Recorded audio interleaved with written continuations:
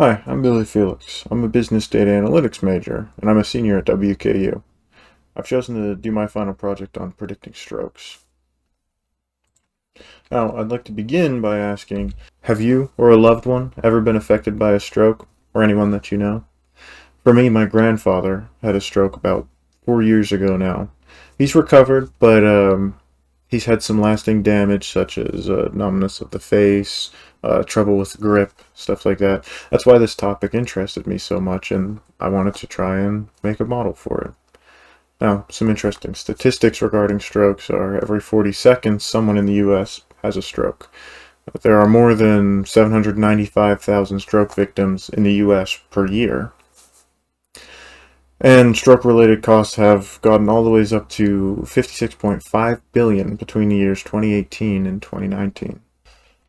So, what exactly is a stroke? I'm sure most of you know, but we'll go over it anyway. There are two main types of strokes, ischemic and hemorrhagic.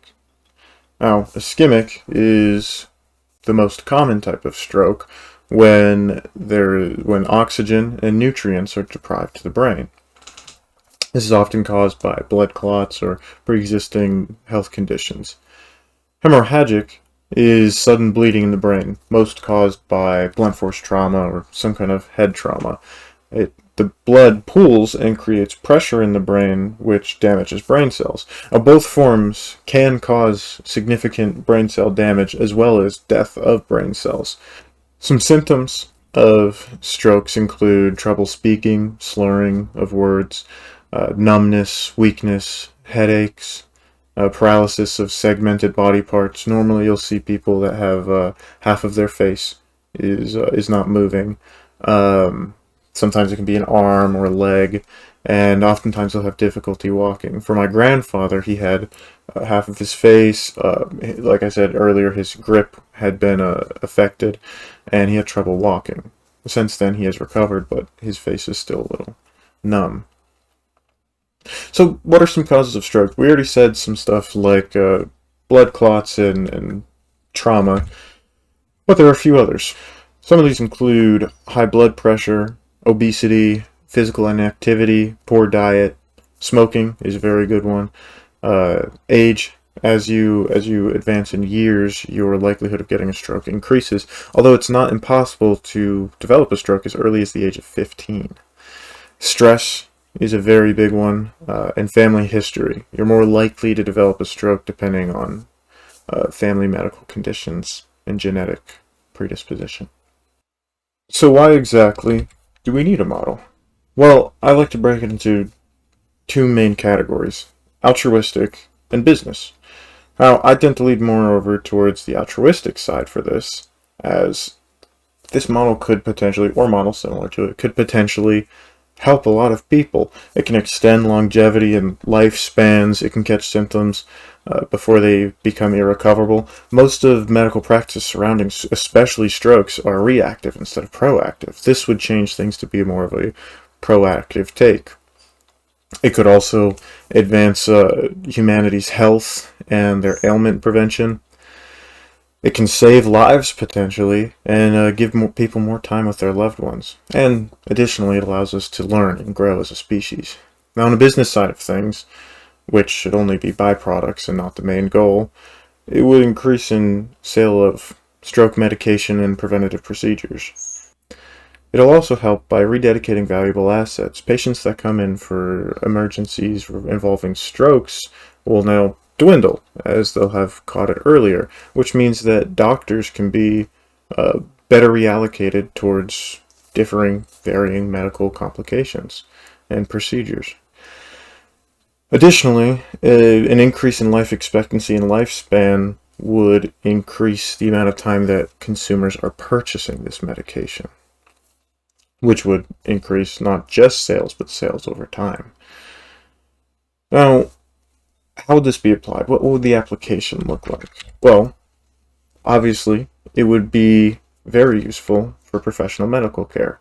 Having hospitals and clinics being able to use it to screen patients as a preliminary screening, of course, with further investigation. It would allow for great data collection and potentially development of different models for even different diseases later down the road. And it should be used on a personal level, and whether that be an app format or a website, but it should allow customers to put in their medical history or look it up in order to see their likelihood of developing a stroke. Of course, they should still consult a doctor. Now, with all of this in mind, it's important to take a look at ethics, especially when we're thinking about the business side of application. Now, first and foremost, the purpose of this model or models like it should be not to boost sales. It should be altruistic. Boosting sales can be a byproduct, but it shouldn't be the main goal. The results of the model should not be taken as a diagnosis. Instead, it should always recommend that people consult their doctors. Now, false positives can create a panic, so assurance should be provided through the report saying, this is not an official diagnosis, consult your doctor, however, because it's always good to consult your doctor. And in no way, shape, or form should this replace medical checkups. Those are absolutely still necessary. It should also be free to use, not charged in any way, shape, or form, and it should be made readily available to hospitals and clinics. Now, looking at our data set here, we have 15,000 observations. That's quite a few. Each having 20 variables, 11 of which are categorical, 4 numerical, 2 group numerical, 2 dummy-coded, and 1 identifier. Now, it's important to point out that these are synthetically generated, not actual medical records. Now, group numerical, which we'll get to in a second, means that it has legitimate numerical data in it, and they're just put together. And you'll see what I mean by that in a little bit. Dummy-coded, for those of you that don't know, is when you represent states of true and false, yes or no, being and not being, as ones and zeros. Looking over here, here's a list of our different variables and exactly what they are. As with any case study, the first step is always data preparation and analysis. On my first examination, I didn't find any flawed data, missing data, or even outliers, but I did find 3 different variables that needed to be modified in order for RapidMiner to be able to digest them. Now, the first of which being symptoms. The problem with the symptoms variable was that each entry appears in a list format, and each list pulls from a greater list of 10 total symptoms. Now, each of these observations has varying symptoms. It has them in varying orders depending on when they were being recorded. So, RapidMiner trying to dummy code this would create thousands of dummy coded variables, which is simply not digestible and would flaw our data. So the way that I fix this is I brought it into Excel and I used the if, then, and find functions to look up each specific symptom and then return a 1 or a 0 if it was present. I repeated this step 10 times for each symptom and then put it to the rest of the data set. This provided me with 10 dummy-coded variables that actually gave me good information rather than thousands that didn't give me anything. The next variable that had to be modified was cholesterol. The problem here was that there were 2 different kinds of measurements that were represented in a single cell. If you look here where I'm pointing, you can see the format, HDL 68, LDL 133. Now, HDL refers to high-density lipoprotein, also known as the good cholesterol, and LDL, low-density lipoprotein, the bad cholesterol. Now, these 2 variables mean something on their own, but together, RapidMiner thinks that that's a nominal variable. So in order to fix this, I used the left and right functions in Excel to extract the data and then filtered out unnecessary characters, creating what you see here. Now the last one that we had to prepare, I actually did in much the same way, and that was blood pressure. Now, I didn't know this before taking on this case study, but the blood pressure fraction is not actually a fraction. It's not actually a calculation. The top number refers to systolic pressure, which is your blood pressure when your heart beats, and the bottom number is diastolic pressure, which is your blood pressure in between beats. Now, the problem that we were seeing here is that it looks like a fraction.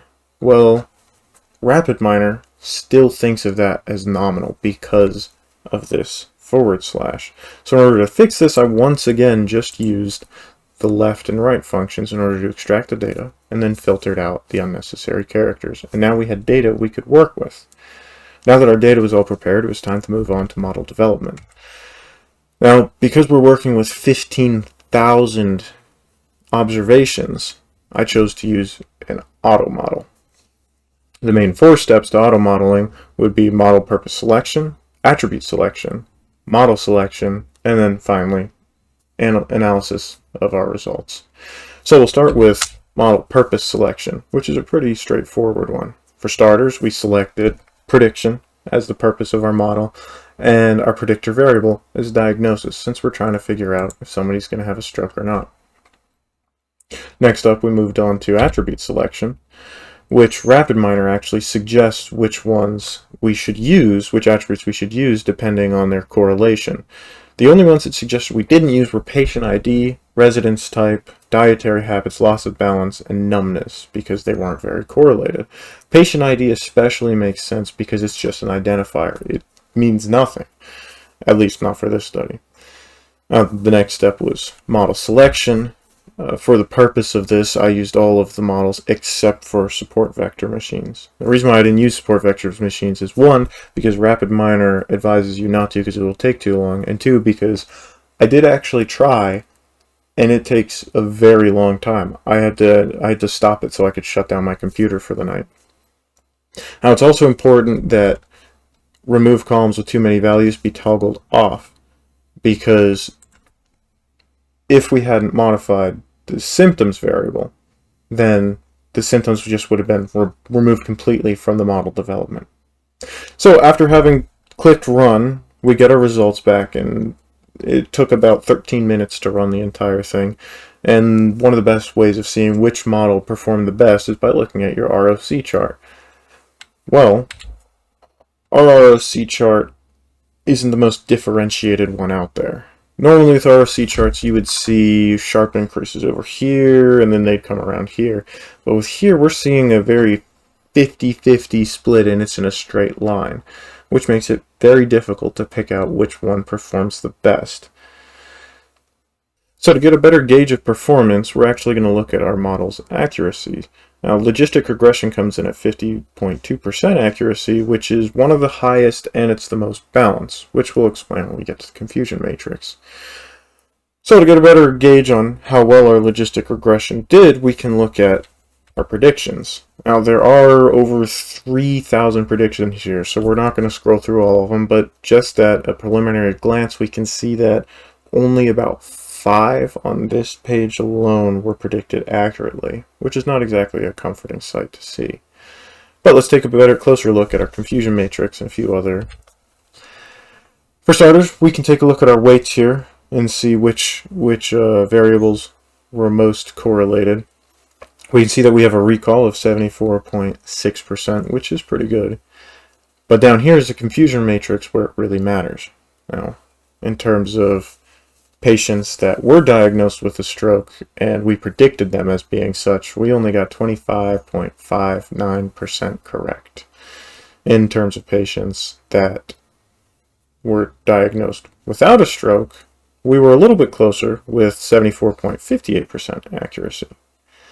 Now, this wasn't the only one that I looked at. I also looked at the generalized linear model, which had an accuracy of 49.9%. It was just a little bit better at predicting people that had strokes, and a little bit worse at predicting people that didn't.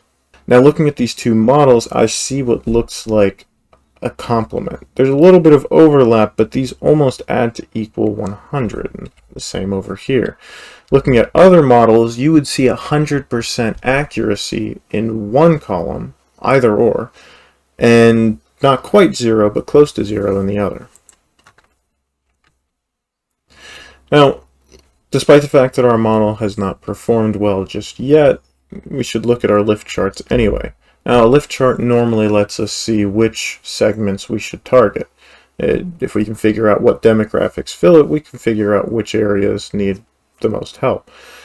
Now, as you can see with this lift chart, it's pretty evenly spread. The highest targets being 2, 3, 4, 8, and 10, all around 52%.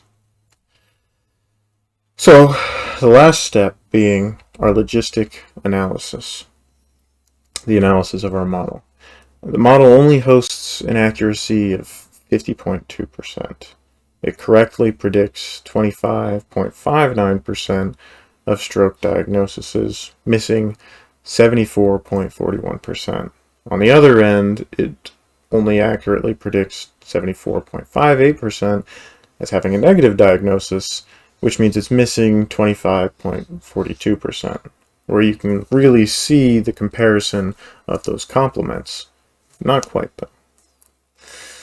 So, my final conclusion on this model, I don't believe it's powerful enough to be used. I think it has a little bit of predictive power, but from what we're seeing, it's almost no different than flipping a coin, just a little bit better. And with something in the medical field that's so important, it's necessary that we have a more powerful model. However, I would say that primarily applies to mass deployment. I do think that 25% provides a little bit of predictive power for things like hospital and clinics, so long as its prediction isn't taken as an official diagnosis and instead just a little ping, a little alert that, hey, this could be an indicator of strokes. 25% is not terrible. It could be a lot better. Now, I'd like to use a quote from Thomas Edison, a very famous quote. "I haven't failed, I've just found 10,000 ways that won't work." Does sound a little bit like an excuse, but he ended up making a light bulb, so maybe we can make a powerful predictive model for strokes. But what are some ways that we can improve? Well, for starters, I think that we need real-world data. And the problem with real-world data is that it's kind of rare. Only 0.24% of the U.S. population suffers from strokes per year. This makes them really rare, and it makes the medical data a lot harder to find, and usually pretty biased because of the stark difference in weights. Additionally, many health complications develop before strokes even do, like heart disease, diabetes. Anything can happen before they even show up. I'd also like to see a data set that includes things like diabetes and maybe what specific heart disease. That would be very, very useful in the future. I'd like to leave off saying that our failures, when we come up short, when we fall, they become stepping stones for the next. And when they fall, they lay a new step, and eventually we have a full path reaching our destination. Similar to what Thomas Edison said, is just that it's just one step along the path. Now, I'd like to reiterate by saying that I absolutely don't think that this is the end of the model. I'd like to keep trying. In fact, I will. I think this is a very important topic to cover and a very important thing to predict. I'm going to keep looking out for real-world data and do my best to refine a model that has some serious predictive power. I don't think that the light bulb is too far off from where we're at now. Thank you.